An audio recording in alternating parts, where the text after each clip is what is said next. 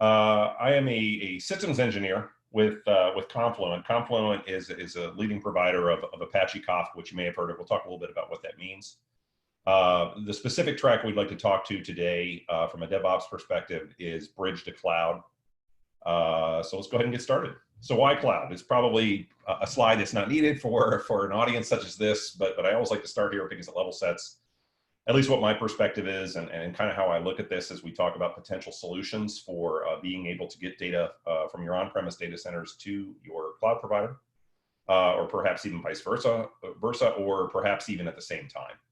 So advantages are, of course, cost savings, strategic edge. We can stand up SaaS solutions like Workday, MongoDB, or something like we provide in the Kafka space. High speed. Most of these, I think everyone is probably familiar with: reliability, mobility, storage, collaboration, quick deployment. So I thought this was kind of an interesting survey, and this is probably about, I think it was about 15 months old, but it was interesting that 94% of respondents are using cloud. 22% of those are public cloud only. I tend to think of those as native cloud, so it's like your Lyfts, your Ubers, your Netflix, Airbnb. Probably have little to no infrastructure in a non-premise or even a self-managed data center. 3% are private cloud only. That's actually a journey that I took myself. I used to run enterprise architecture at Express, and we stood up VMware and tried to build out a private cloud. And we actually did an okay job of it. That was about 8 years ago, but some organizations are still trying to do that, run their own private cloud. But the vast majority, a little over 2/3, are hybrid. So about 69% are running a mix of both public cloud as well as private cloud, and that's the group to which I would like to present today. Statistically, again, it's the vast majority of organizations find themselves in this space. Perhaps you have legacy applications that are just difficult from a business perspective to extract yourself from running on premise, but perhaps you're looking to do some new and cool things in the cloud, like analytics, machine learning, just all kinds of things. And again, like SaaS type providers, regardless, you have a need to move data back and forth, perhaps. So there's some risk with doing this, right? Somebody told me one time, I always thought it was a good line, is, you know what comes with the cloud, right? Rain. So there's some risk to doing this. There's a variety of ways you can do it, but we'd like to talk to you about a way that we think might entail less risk, or certainly is more flexible and probably less operational overhead. And just to be clear, this will not be death by PowerPoint. We actually have a working demo we'll show you with real live code and a real live cloud service that we'll be replicating data to, and we'll kind of show you how that works. So what is Kafka? We probably should start there. You probably heard of it. Some of you may be very deep in it, experts in it. I like to think of it as publish, subscribe, reimagined. One of the systems that I built when I was at Express was an enterprise service bus. And we used Apache Service Mix. And it used ActiveMQ for the broker for the publish and subscribe piece. And it used Apache Camel for the routes and CXF for the web services that we needed to expose. Really, really good software. It's very similar, ActiveMQ specifically, to other systems like RabbitMQ, IBMMQ, those kinds of systems.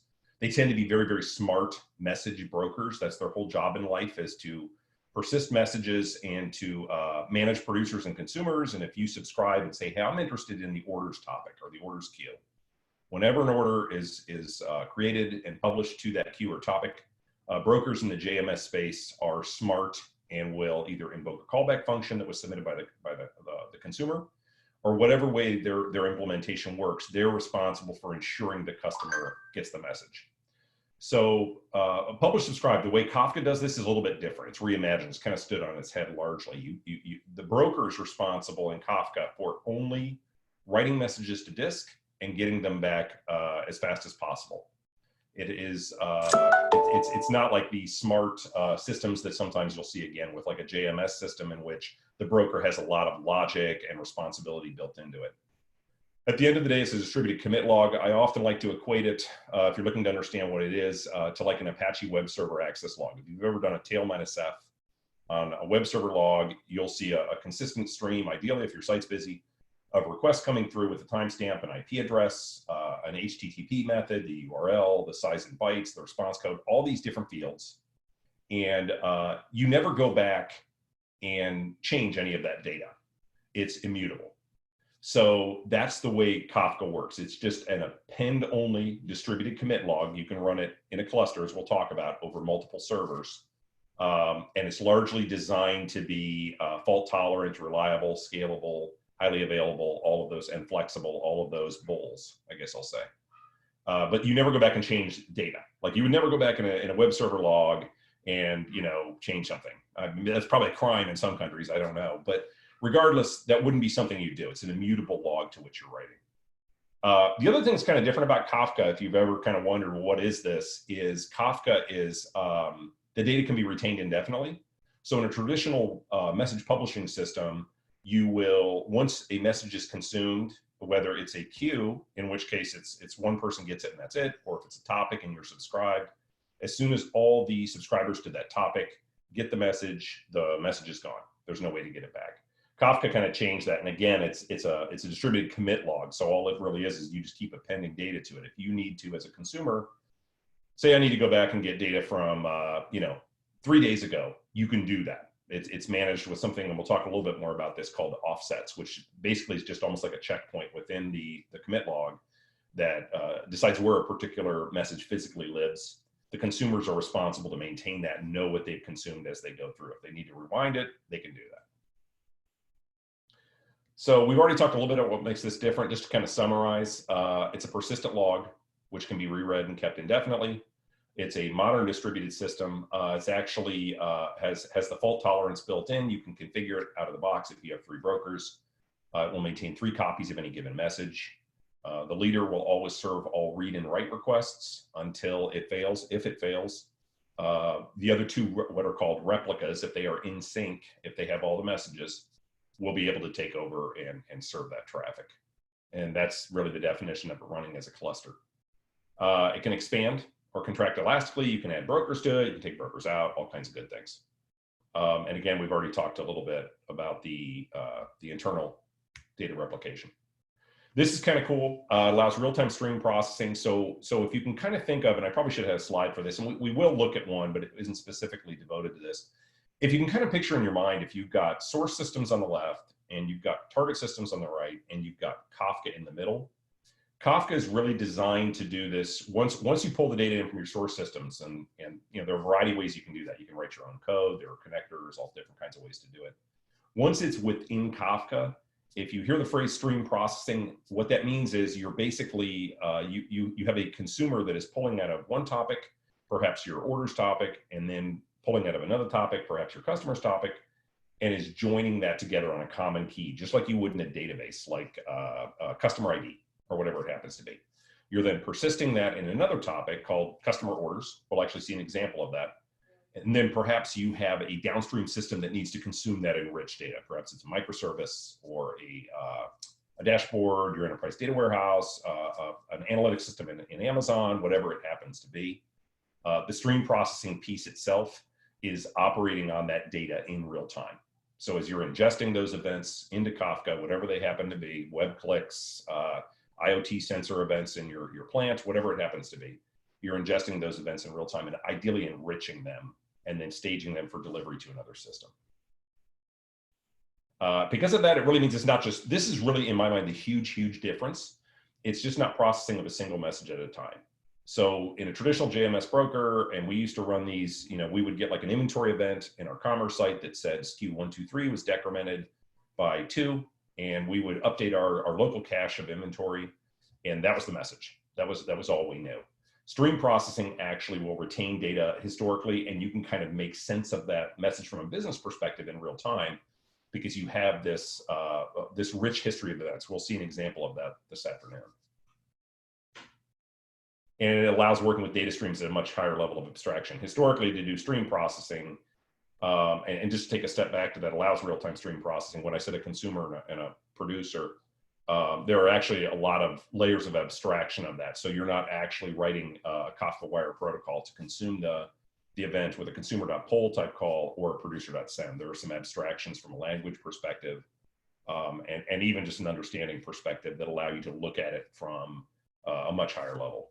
So it's really your goal at that point is just answering your business questions. Hey, I want to tie together customers and orders, or I want to tie together web clicks and users, or machines and product data and IoT events that are being emitted from a sensor in the manufacturing plant, whatever it happens to be. So where does cloud fit into this? We talked a lot about Kafka, and it's like, okay, we're talking about bridge to cloud. So what are we talking about here?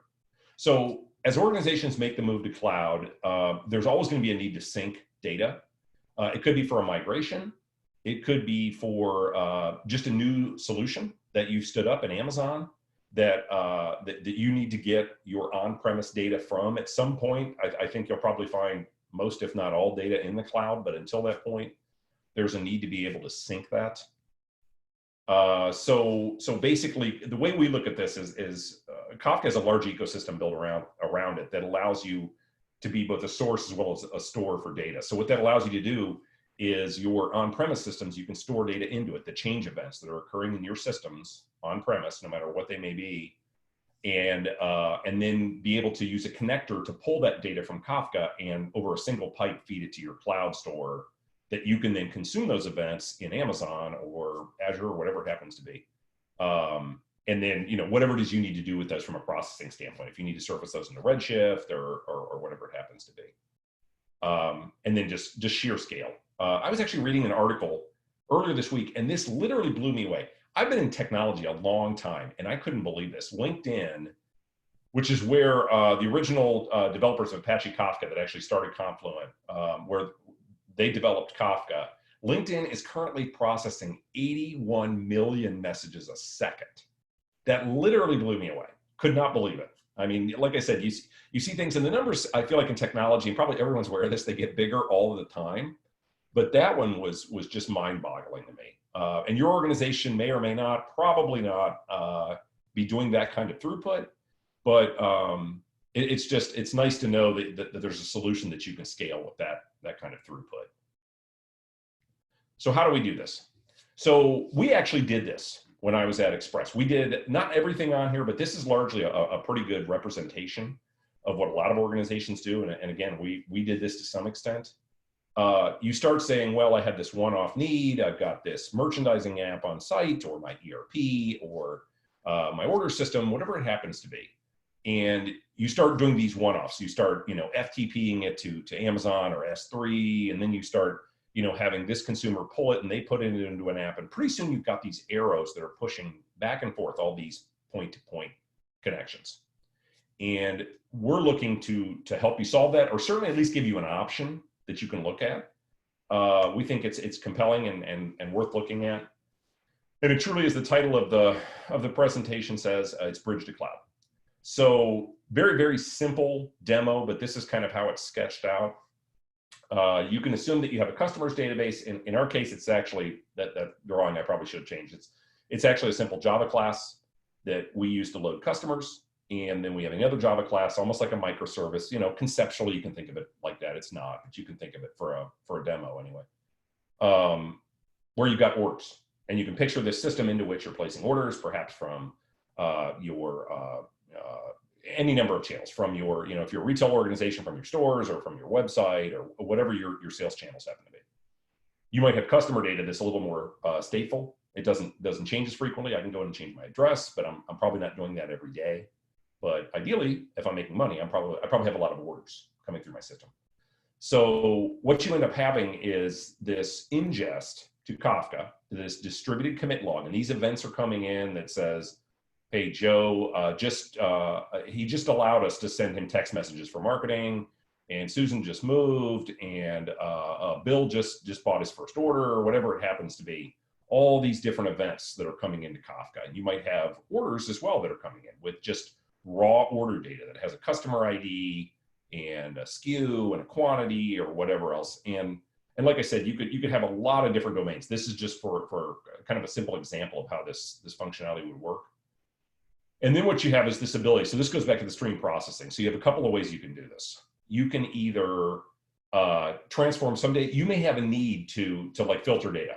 Like you may want to say, yeah, we want to feed all of our data to Amazon to do customer analytics, but we don't care about people that haven't purchased in the last 2 years.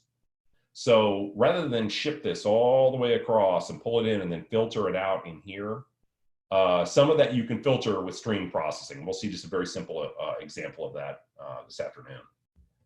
You can do some other, you can transform, you can enrich. I gave the example earlier of joining customers and orders. We'll actually see that. And then you can run a technology called Replicator. So Kafka has this connect framework. And if you've ever used it, it's basically, you can think of it like a standard Java interface that you implement. Well, organizations, Confluent's not the only one. A lot of different organizations have gone out and written these connectors that allow you to do CDC from a database, or pull from a JMS queue, or pull from S3 or HDFS or Salesforce. Just probably 120 connectors are out there to do this kind of work. So Replicator is a very, very specific one. Most connectors are pull from source system, like a database, published to Kafka. Others are pull from Kafka rather, and actually inserted into a database if it's a sync. Replicator is the only one that actually consumes from a source Kafka topic and publishes to a destination Kafka topic. And it does exactly what you would think based on the name.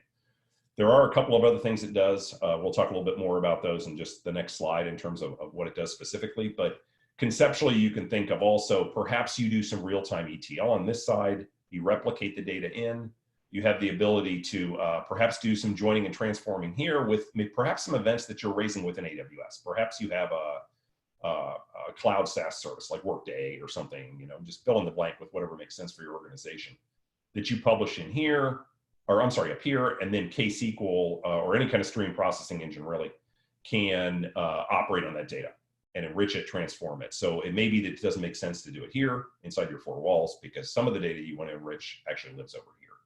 But regardless, you have some choices in terms of how you would get that data to the cloud in kind of a single agnostic way. Once it's there, again, you can surface it. Perhaps you surface it into Amazon Redshift or an Amazon Analytics engine. A number of different ways you can do that. So again, Replicator is this highly customized connector. It actually does a lot of several important things. So if you have a topic within your Kafka cluster on premise, and you have this distributed commit log, you're publishing your orders and your customers and your products and payments to suppliers and all these different things, and web clicks, whatever else it is you have. Those topics that would have properties associated with them, like how long you want to keep the data, a lot of different properties that are specific to how topics are managed in Kafka. Replicator actually will propagate those for you. It also does something like offset translation. This is something that's really big. If you have consumers on premise and you decide that you want to fail, and this is really kind of outside of the bridge to cloud, but just to give you an idea of what it does. If you decide, you know what, I have some consumers that are consuming these events out of my Kafka topics, that Kafka cluster that was on the left in my on-premise data center, and you're replicating all this data and everybody's happy and all is good with the world, and then all of a sudden, for whatever reason, you need to fail to the cloud cluster, those offsets in terms of a consumer saying, I'm at offset 10 in segment file 4 of partition for customers or whatever. There's actually a translation mechanism within Replicator that will ensure if your customers point at cloud, they know exactly where to pick up. Some single message transformations, that's kind of goes back to some of that filtering and layering you can do within KSQL or another stream processing engine. You may be able to do some of this here. If you simply need to redact some data, like, hey, I don't want to really, I'm sending it to my analytics engine, but they don't need to know the social security number, national ID, whatever it is that, that you happen to use for something that would be considered sensitive, perhaps PHI data, that kind of thing. You can rename topics. If you're doing active-active, which is something you can look at if it makes sense for your business, it will actually prevent cyclic replication. So it installs actually these or inserts rather provenance headers in each message. And when the destination cluster gets it, if it sees it's a message that has, hey, it was produced in data center 1, it will simply produce the message into data center 2, and data center 2 will not then take that message and insert it back to data center 1, and you get into this pinging back and forth of data. You can whitelist which topics, which one's regex, blacklist, however you want to do that. It also allows you to open only a single network stream. This is the really big thing, and why I feel like it's a compelling solution to at least consider if you're looking to move to cloud. Is it's very easy operationally, because if you're already taking in all these events and you have this event-driven architecture within your organization, all you have to do is open a single network stream and allow those events to flow across the cloud. into Amazon or your cloud provider. And you know, it's easier to manage. You know, it's a single thing for the security people to worry about, that kind of thing. You can actually integrate new cloud apps with on-premise data sources, especially if you do this back and forth, or you decide to move from cloud back to on-premise with some of these data streams. The data is transferred perpetually in near time, and you actually have some cost savings potentially if you batch and compress. That's some things you can do, just native to Kafka, even outside of Replicator itself. And again, kind of what I was going back to, there's this potential for a DR solution component. So KSQL is just this not quite ANSI-based SQL language. We'll see a little example of this. It does do real-time processing. You can join streams from disparate source systems. You can transform data by changing data types. If your data is coming in flattened out, you can actually convert that to a map or vice versa. You can aggregate with some, count, join, all of that kind of thing. So the connectors are the piece when I ask you to kind of construct that picture in your head where you have your sources on the left, like your order system and your customer system and your product data and whatever it happens to be. And then you have these syncs on the right. In this case, you can kind of see that for all the major cloud providers, for Amazon specifically, like you can sync data directly into Redshift should be up here. Yes, you can sync data directly into Redshift. A lot of different ways you can do this into CloudWatch logs, whatever it happens to be that you want to actually Lambda, you can call Lambda functions, that kind of thing, DynamoDB, wherever it is you happen to want to sync that data. So as it comes out of Replicator, you could do that. Okay, so let's go ahead and show you some code. I'm trying to be very, very aware of the time because, like, as I said, I know I've got a hard stop. So let's go ahead and get started. So this is the slide, and let's just go back to it, just so you kind of understand where we're going. A picture's, what did somebody say one time, worth 1,000 words. So we have this orders microservice, and again, it's customers microservice. That shouldn't be a database. I apologize. Regardless, we are going to insert that into a local Kafka cluster. We're actually not going to do anything on this side in terms of stream processing. We're going to send that data to Amazon. We are going to do some, show you how you can access some of this data.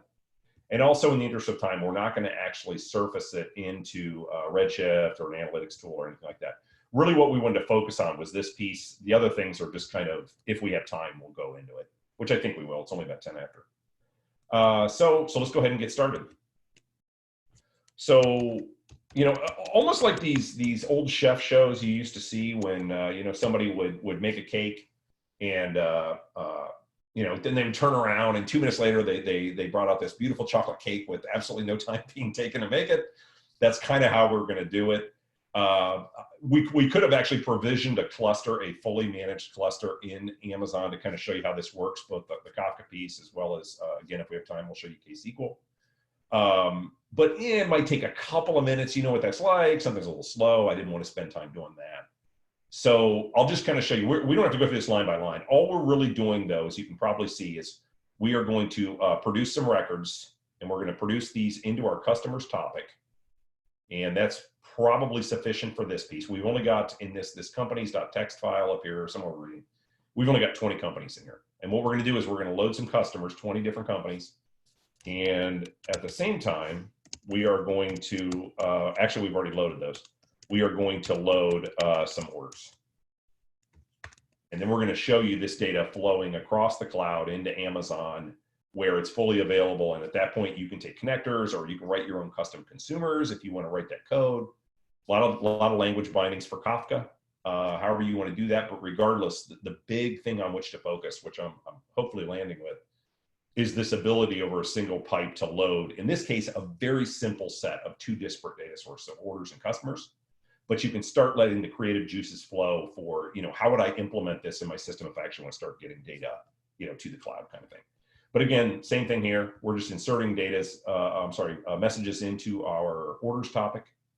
And then we're going to show we actually have an instance of what's called Replicator running, which is an executable. You can run it either as an executable, or you can run it as a connector within that Connect framework that I was talking about before. Steve, would you be able to make that font just a little bit bigger? You know what? That is a great call out, and I appreciate you doing that. Every time I do one of these remotely, I forget that. So thank you, Mary Beth. That's great, great suggestion. That's perfect. Thank you. Yeah. I apologize for that. Yeah. So again, you pass a couple of property files to this Replicator app, and it will read the consumer properties. Of course, points to our local cluster, our local Kafka cluster in our data center, which in this case happens to be my laptop. Surprise, surprise. And we then produce that data to our Kafka cluster in the cloud, which is, I think I've actually got a password in here, so I'll just grep this part out. Yeah, you can see here that our destination cluster is in AWS Confluent Cloud on port 99.2. If you've used Kafka, that probably makes sense to you in terms of the port numbering scheme. This is as simple as we can get in terms of what we can do with the Replicator. There are a lot of different properties you could pass to this. In this case, the one probably the most interesting one, some of these others are kind of specific to Kafka, is this topic rename format. So you might say topic dot Amazon. So if you have an orders topic in your consumer cluster and you replicate it, it will actually be created in Amazon as orders dot Amazon, or whatever it is you decide you want to use for that rename format. So again, we've already let me make sure I set my class back.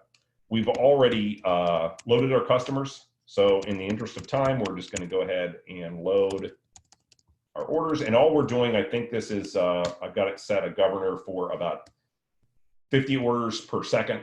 So you'll see we're just loading these orders in. And over here, what we're going to do is we're going to show you those orders coming through. So this is, and you probably can't see this. Not that you don't believe me, but let's go ahead and, so you can see here that I'm pointed to that. This is actually the KSQL Internet Endpoint, and we're using KSQL only because it's a SQL-based language. It's a SQL tool that allows you to process messages in real time. But this is pointed to a KSQL cluster that points at that Kafka cluster I showed you a few moments ago. So we will log in and let's take a look at the orders that are coming through. So you can see here that we're on order close to 2,000, and you can see that over here, we're about the same, 2,100 by now, but again, we're doing about 50 a second. So this is one way that you can do this where you are replicating data. There are some other things you could do. You could do some joining, like over here, we've already got this running. In this case, we actually have a customer order totals where we are joining our customers topic, which I will show you as well.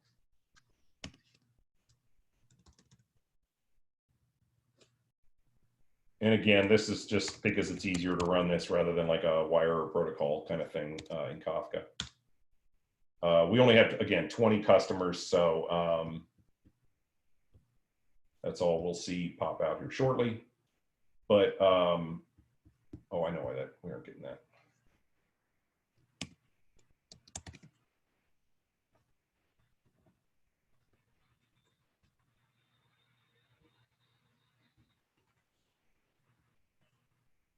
There we go.